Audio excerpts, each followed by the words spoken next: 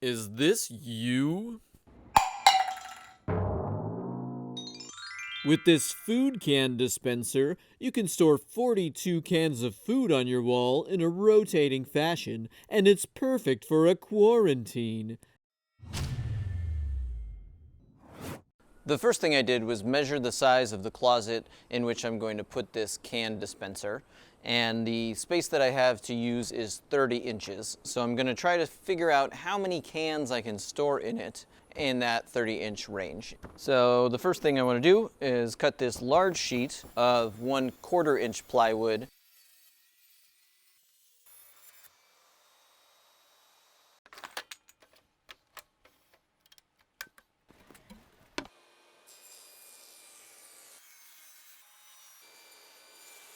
Now what I need to do is rip some strips for my walls and my dividers and then cut those to length.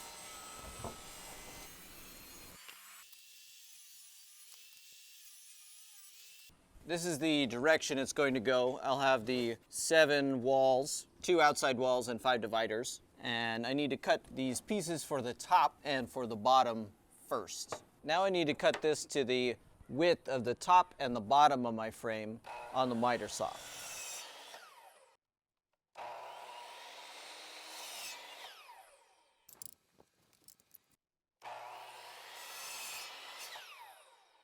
So I'll start by clamping these onto this end and then flipping it over and drilling through them.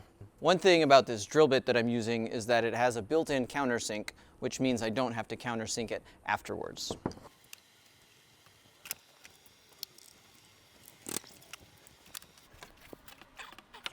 These screws can use a square drive head or a Phillips head,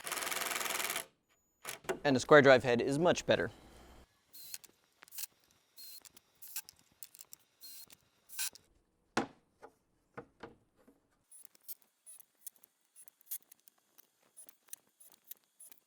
Now I have 2 of the sides attached. I got the top and the bottom.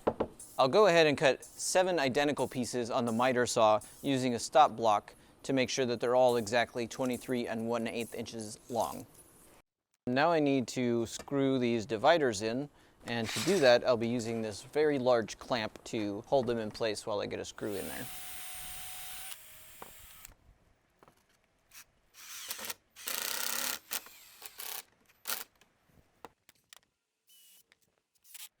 Now I need to determine the spacing. I'm going to throw in some cans and dividers just to make sure that it works in real space, not just theoretically. I'm going to use this box as spacers between the cans to make sure that it has enough room and is very consistent.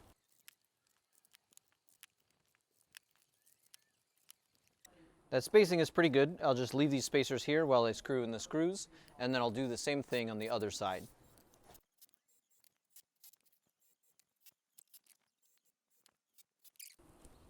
Then I'll just roll the cans to the other side and do the same thing.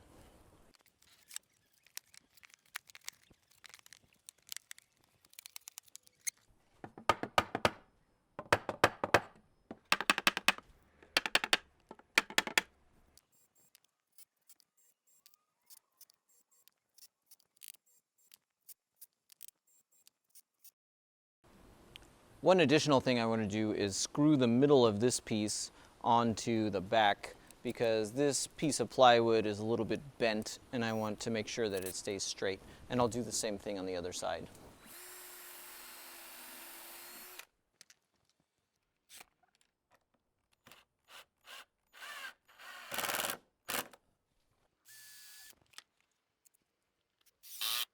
Now that I have the sides secured down to the back, I want to also secure these dividers to the back, but it's going to be kind of hard to line up all of those from the back side.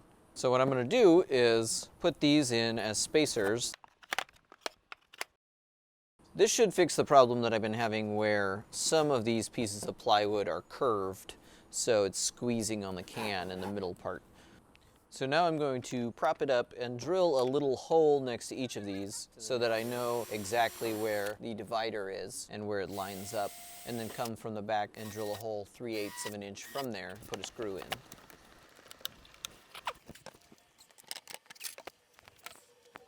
So now what I want to do is drill 3/8 of an inch to the left of these holes right here, because that's half the width of the pieces of plywood.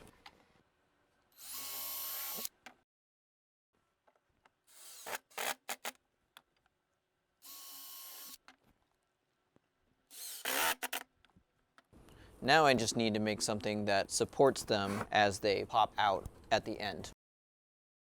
I'm going to cut it to my first dimension, which is 3/4, and then I'll make an angled cut to get that ramp on it.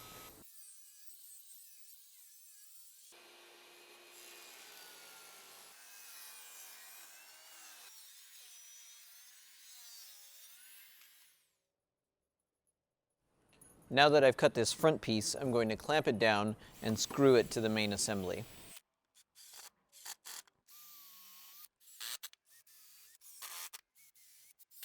So now what I need to do is cut some angled pieces at 45 for the bottom of that so it pushes the can outward.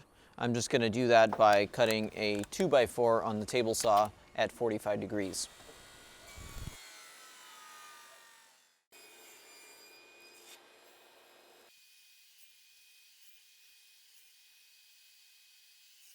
Now I'm going to glue these 6 blocks into the bottom to push the can outward. And I'm just going to rub it with the glue, so it's not going to require a clamp.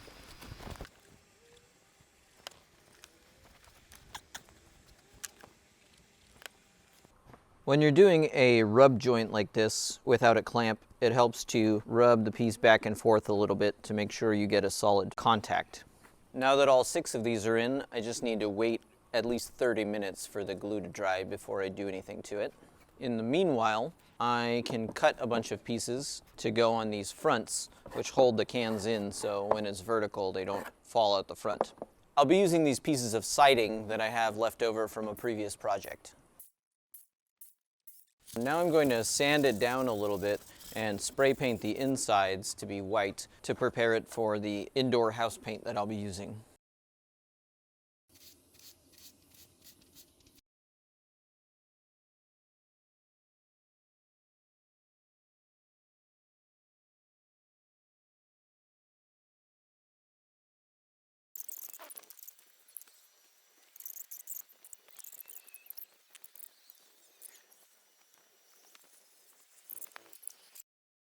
Now that I was done making the can dispenser, I went to the pantry to install it on the wall.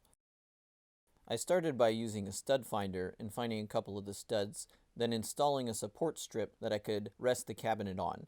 This is a common way to install cabinets. Usually it's removed later, but I'm not going to do that because it'll add additional strength. I used these special cabinet screws that have washer heads to attach it in 4 different places to the studs.